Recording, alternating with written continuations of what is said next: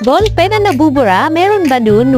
Di nga. Sige nga, tingnan nga natin. Bumili talaga ako dito para kay Riz at lalo na kay Mark dahil problema ko talaga sa kanya yung palagi ang dumi ng sulat niya dahil sa bura-bura. I'm sure mga mamis nakaka-relate din kayo sa akin. Pag ballpen na kasi talaga ang gamit mo sa school, ako, problema talaga dyan. Hindi nabubura. Pwera na lang kung gamitan mo ng erasure tape. Buti na lang nakita ko to. Ballpen daw na kayang magbura. Napakamura nga rin ito mga mare. Wala pang 100 tapos 12 pieces na siya. Yung pambura ng ballpen na to mga mare nasa taas din katulad siya ng lapis. Eto, titignan na natin. Eto, nagsulat na nga ako dito. Pasensya na kayo mga mare sa sulat ko ha. Hindi talaga yan maganda lab ko. Smudge proof din siya mga mare. Tignan nyo naman yan. At yun! Huy! Grabe naman. Effective pala talaga yung pambura niya. Tingnan nyo naman yan. Perfect na perfect talaga to sa mga estudyante dyan na laging hindi maiiwasan na magbura. Lalo na kung may exam kayo, bawal ang erasure. Nako, bumili na kayo neto. Tignan nyo naman yan. Sobrang effective yung pambura niya. Sobrang makakatipid kayo dito dahil yung pambura niya mga mamis, hindi rin na uubos. Mauna pa